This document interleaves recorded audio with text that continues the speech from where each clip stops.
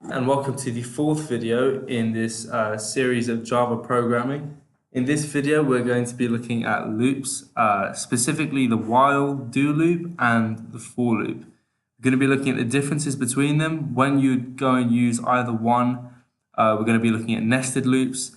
And we're going to be working through these full worked examples here to basically get a really great idea on how loops work and how we can implement them.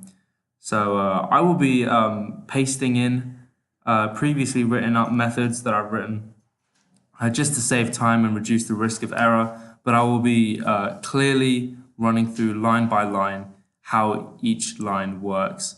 So without further ado, let's get to it. Right, so here we have a method called generating sequences. We have a value defined here for type integer assigned to the letter A, and we have a for loop right here. Within this for loop, within the brackets of this for loop, we have our parameters and conditions. So it begins at a is equal to 1, and it goes all the way to the value below 11. So I've done a is less than 11. So basically, it goes to a is equal to 10. I prefer this notation, well, the way this representation, it's equally correct if you go ahead and write a is less than or equal to, 10. That's the same thing. I just prefer a is less than 11. You can choose whichever one you prefer. These are all separated by semicolons, and we increment 1 by each time using a++. You can increment by 2, 3, whatever value you'd like. You can even geometrically increment, where you do a plus a variable I, which changes in each iteration. You can have a play around with that. I'm going to show you in another method how to increment by a value 2, for example. But here we're going to be incrementing by 1, and we're going to be performing this first task right here, print the values from 1 to 10. So we are beginning at 1 and we are ending at 10, and we are printing out our value for a at each iteration. So this should go to the first value, 1, and then iterate again, incrementing by 1. It does satisfy these conditions with a is equal to 2, and it satisfies it all the way to a is equal to 10. It will increment by 1, and a will equal 11, and then when it realizes that it doesn't satisfy this condition, it won't execute within this loop. So we can have a look at this right here. We don't need to do print line, and we can make this look much better by doing plus. And all this does right here is this comma separates our values. Let's go ahead and run this. And here we go. We've got our 1 to 10. And always remember to call your methods within your main right here. I often forget to do that. And if you don't call it, it won't run. So let's have a look at the second task, which is a little more challenging. We need to create this pattern right here. For loops are ideal for creating patterns like this, for reasons I'll explain in a minute. But if we look at this, we have a minus, and then we have 5 pluses, and then another minus, and another 5 pluses, and we've got 1, 2, 3, 4, 5 minuses here. So we need to look at this logically and mathematically and decide what we're going to do. So let's create a method now. So we've got our method here, generating patterns, and I use a system.out.println nothing to create a space between this line and my next printed line.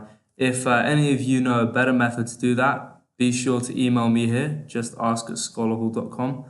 I'd be happy to hear any feedback you have. I'm not a master at this, but I try my best. And if you guys can give me any feedback to optimize my code, I'd be happy to hear it.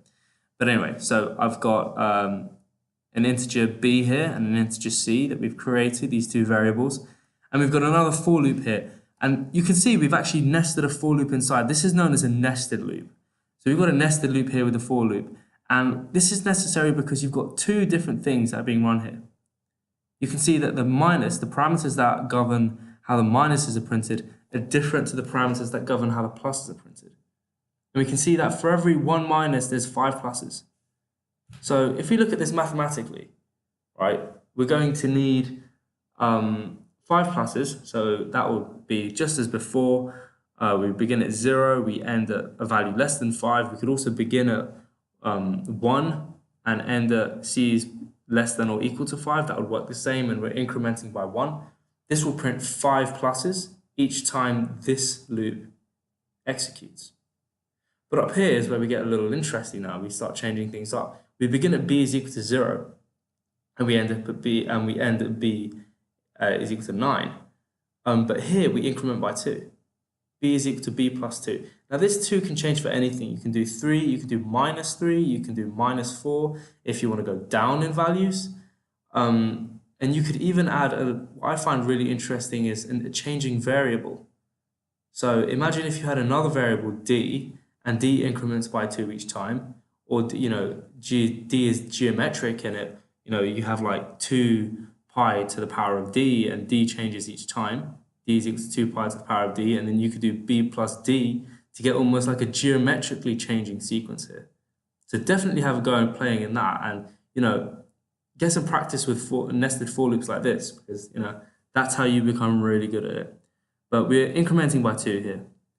And the way this is going to work, I'll just print this out for you now, and I'll show you, I'll try and explain to you how it's doing what it's doing. So we've got our pattern here, which corresponds to this pattern. And what it's doing is it's beginning at 0, so we've got this minus printed out as our b value is 0. And then it goes to this nested loop here, and it prints out all of the values that this nested loop has for this one pass here. So the one pass where b is equal to 0, and then we pass all of that whole loop inside here before we move on to our second pass where we increment by 2, b is now equal to 2, and then we pass this nested loop in again. So when b is equal to 2, we print out another minus, this whole loop executes, we have 5 pluses, b is then incremented by 2 again where b is equal to 4, and then the nested loop is executed again, printing out another 5 pluses, and this happens for 0, 2, 4, 6, 8, and then as it will go back round and check when b is equal to 10, it realizes that this condition right here isn't satisfied because b is now equal to 10. And we need a value where b is less than 10. So that won't execute, and that's where it stops. So it's really interesting how for loops, nested for loops work. And you can nest these really on forever, and it would create a really large pattern, and it's definitely worth having a go at that. So that's how that's basically a great overview on for loops right there. But now let's move on to a while loop. So we're using a while loop to display the numbers from 1 to 10. And now we're going to have a look at the real difference between a for loop and a while loop. But I'll show you what a while loop is first. So let's get to that. So here we've got a method called while less than 10, again called up in our main. And this is a while loop. So we've got our while here, we've got our condition where d is less than 11. We've got our integer d defined up here as 1, and d is incremented each time right here. And each time we're printing it just before the increment. So this should, in theory, do exactly what's asked of here and display the numbers between 1 and 10. So let's have a quick look at that. Let's run this and see what happens. Let's just print that. It's supposed to print line. And as we can see, it prints our numbers out from 1 to 10 quite neatly. We could make that again better by doing plus. Right there, let's make it a bit neater. Let's run that again. Look at that, fantastic. It's done exactly the same thing.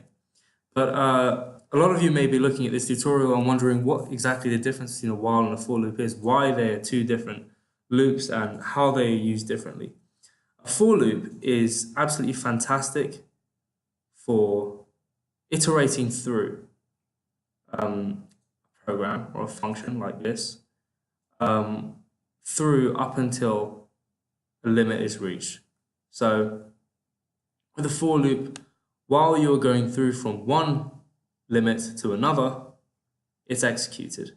So it's great for incrementing, creating sequences and patterns, and while certain conditions are being met, for loops are often used for the creating of arrays, because traversing through arrays, especially two-dimensional arrays where you're going to need a nested for loop. You need to check the x and y values. When you're incrementing through like that, for loops are absolutely ideal. While loops are more for while a condition is true. So it does sound very similar, but while loops are almost Boolean in nature. It's either true or false. So we've got here while D is less than 11, so while that condition is true, this will continue to execute over and over again until it sees that this condition is no longer true. And this is better for examples like our fourth one. So print the values from 0 to 10, showing whether each value is even or odd. Any students watching this video, you might come across a question like this where they don't actually specify whether to use a for or a while loop. And if you get a question like this, it's really great to abstract it. So we've got to go from 0 to 10 now. We've done that using a for loop. So like I said, we can see from 0 to 10 using for loop.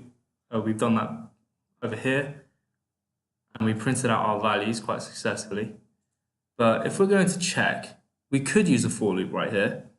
But if we're going to check whether each number is even or odd, I would much rather use a while loop. Traverses through once, and it checks each value, and we can do a little nested if statement and nested conditional. So let's go ahead and do that. So right here we have another method called while pattern, and we've got our integer e is equal to 0 right here. And I've structured my while loop a little differently here, you might notice. So I've got a do, so execute this while this condition is true. So if we're actually going to go from 0 to 10, I'm going to need less than or equals to 10 right here. And if we go through this, we can see that we've got an if e mod 2, so we've used the modular right here, and that will check if it's even, and then it prints off this, else it will print the number is odd. And it will do this until that condition is satisfied. So, and it increments by 1 each time. We use this e plus equals 1 to increment. So let's have a quick look at how this is going to work. And we can see it's quite effectively done. 0 odd, 0 even, 1 odd, 2 even, 3 odd, and it's gone all the way to 10. And we've done that using a do while. So these are the different ways you can use a while and a for loop, and it's definitely worth practicing that yourself. Coming up with the little challenges. Definitely go to www.scholarhall.com to get yourself a load of questions and work solutions. Work through them and know how to use different loops in different scenarios. Have a play around with for loops and while loops. They're definitely, the more you practice it, the better you get at it. But definitely go to www.scholarhall.com for more content. Follow us on Instagram and Facebook for flash notes, and email me if there's any questions you have, or if you have any feedback to the videos. I'd be really glad to hear any feedback you have. But other than that, please like and subscribe. It goes a long way to help this channel. And good luck with any coding you need to do. Thank you.